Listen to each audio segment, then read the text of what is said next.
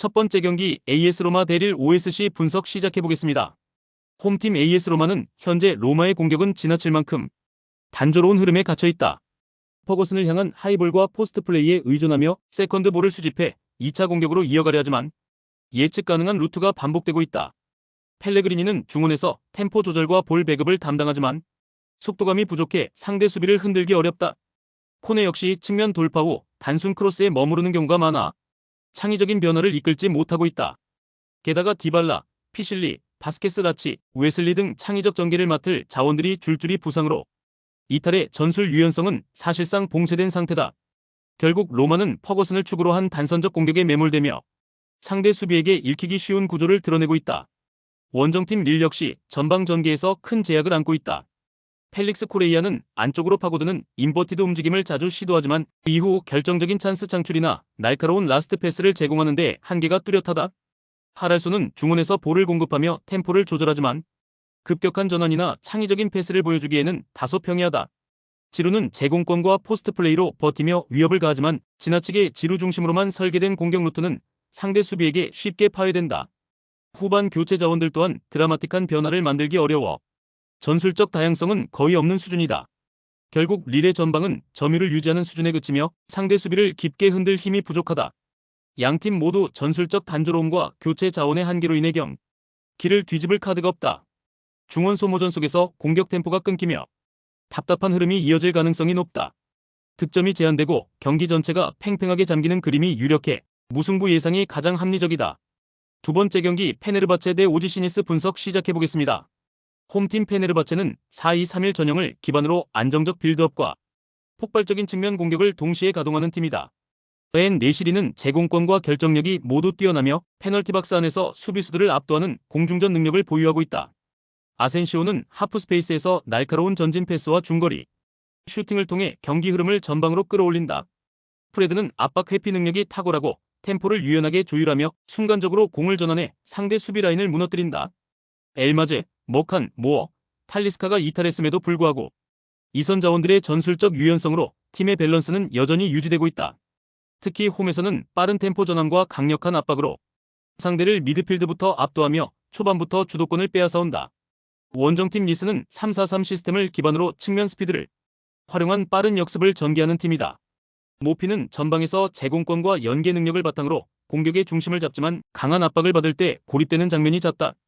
디옵은 폭발적인 드리블 돌파와 하프 스페이스 침투를 통해 공격의 활로를 열지만 수비 지원이 약해 후방 안정감이 흔들리기 쉽다. 부다위는 빠른 역습 전환과 마무리에서 존재감을 발휘하지만 중원 지원이 끊길 때 효율이 크게 떨어진다. 이번 원정은 튀르키예까지의 장거리 비행으로 피로가 누적될 수밖에 없으며 경기력 저하가 불가피한 환경이다. 게다가 압둘무님, 단테, 은다이시미에, 은돔벨레, 쿨리발리, 압디 등 핵심급 자원이 줄줄이 이탈하며 전력 공백이 심각한 수준이다.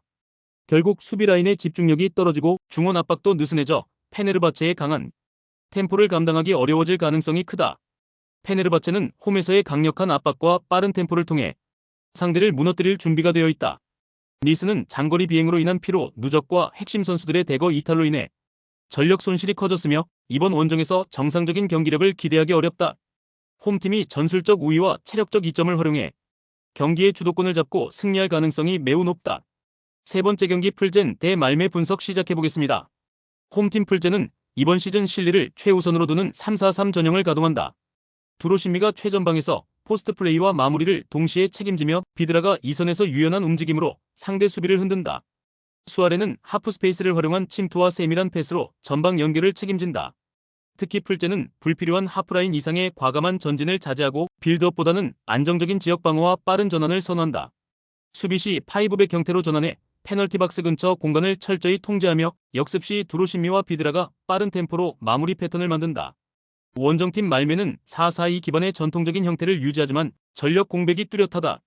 구드욘센이 최전방에서 연계와 마무리를 모두 시도하지만 보테임과 시구르드손의 부상 공백이 커서 공격 루트가 제한적이다. 학사바노빅은 측면에서 크로스와 컷인으로 변화를 주지만 상대가 블록을 내렸을 때 뚜렷한 돌파 해법이 부족하다.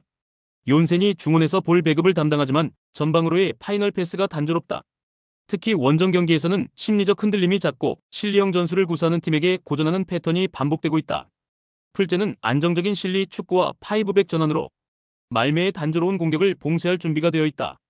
말메는 주전 부상과 원정 멘탈 문제로 경기 후반 집중력까지 떨어질 가능성이 크다. 결국 홈에서 안정감을 유지하는 풀젠이 주도권을 잡고 승리를 가져갈 확률이 높다. 네 번째 경기 셀틱 대 브라가 분석 시작해보겠습니다. 홈팀 셀틱은 4-3-3 포메이션을 바탕으로 점유율을 유지하며 중원에서 템포를 조율하지만 최근 공격 전개가 답답하다. 이해아나초는 타겟형 스트라이커로 제공권과 포스트 플레이를 활용해 전방에서 볼을 지켜내지만 득점 감각이 예전만 못하다. 마에다는 왕성한 활동량과 침투 움직임으로 수비 뒷공간을 노리지만 결정적인 마무리에서 불안정하다. 맥그리거는 중원에서 볼 운반과 전진 패스를 담당하지만 부상 이슈와 체력 저하로 경기 영향력이 예전만큼 크지 않다. 특히 랄스턴, 트러스티, 조타, 존스턴이 부상으로 이탈하면서 측면 자원과 수비 라인이 크게 흔들렸고 빌드업과 공격 전개가 동시에 둔화되고 있다. 원정팀 브라가는 4-4-2를 기반으로 두 줄 수비를 견고하게 유지하면서도 역습 전개에 의존한다. 엘 우아자니는 몸싸움과 연계 플레이에 강점을 지니지만 결정력은 최근 기복이 심하다. 나바로 알리아가는 빠른 스프린트와 공간 침투로 상대 수비를 흔들지만 마무리에서 안정감이 부족하다. 무티뉴는 이선에서 찬스를 설계하지만 빌드업 지원이 제한적일 때 경기 영향력이 떨어진다. 올리베이라, 비디갈, 도르겔레스 등 공격과 측면에서 중요한 자원들이 대거 부상으로 이탈해 전방 위협이 크게 줄어든 상태다. 셀틱과 브라가는 모두 전력 손실과 공격 전개 부진이라는 공통 문제를 안고 있다. 득점력 부재와 단조로운 전술은 경기 내내 무득점 혹은 저득점 흐름을 만들 가능성이 크다.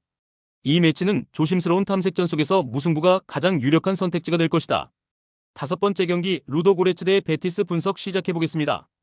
홈팀 루도고레츠는 포메이션은 4-1-4-1이며 마차도는 최전방에서 속도를 활용해 상대 뒷공간을 공략하지만 볼을 오래 점유하지는 못하는 타입이다. 카이오 비달은 측면에서 빠른 돌파와 크로스를 시도하며 전방 연결을 책임지지만 압박이 강해질 때 영향력이 제한된다. 칼록은 중원에서 전개와 패스 연결을 담당하나 전방 압박을 받을 때 볼 소유 안정성이 떨어진다. 팀 전술은 기본적으로 라인을 내리고 수비적 안정에 초점을 두지만 포백의 간격 유지가 자주 무너져 하프 스페이스 침투에 쉽게 노출된다. 특히 페널티 박스 근처에서 커버 타이밍이 느려 상대가 짧은 연계로 공간을 파고들 때 수비가 뒤늦게 반응하는 약점이 있다. 테르지에프와 카마라의 부상 공백은 수비 조합을 더욱 불안정하게 만들어 실점 위험을 키운다. 원정팀 베티스는 포메이션은 4-2-3-1이며 포르날스는 중원과 이선을 잇는 핵심으로 짧고 정교한 패스로 하프 스페이스를 공략하며 박스안을 열어낸다. 로드리고 리켈메는 빠른 발재간과 방향 전환으로 수비를 흔들며 포르날스와의 연계 플레이로 측면과 중앙을 동시에 위협한다. 쿠초는 박스안에서 움직임과 마무리에 강점을 지닌 스트라이커로 공간을 찾아 들어가 골 결정력을 발휘할 수 있다. 베티스는 점유율을 안정적으로 유지하면서도 포르날스와 리켈메가 주도하는 콤팩트한 연계 패턴으로 상대 포백을 흔든다. 특히 페널티 박스 측면 하프 스페이스를 공략해 들어가며 수비를 넓히고 쿠초에게 결정적 마무리 기회를 만들어주는 전술이 강점이다. 데오사, 이스코, 루이발의 부상으로 일부 자원이 빠졌지만 포르날스 리켈메 축이 중심을 잡고 공격 전개를 책임지며 전술적 파괴력을 유지한다. 루도고레츠는 핵심 수비수들의 부상 공백과 포백 간격 유지 실패로 하프 스페이스 공략에 취약하다. 반면 베티스는 포르날스와 로드리고, 리켈메를 중심으로 짧고 정교한 연계 패턴을 통해 박스 근처에서 찬스를 설계할 수 있다.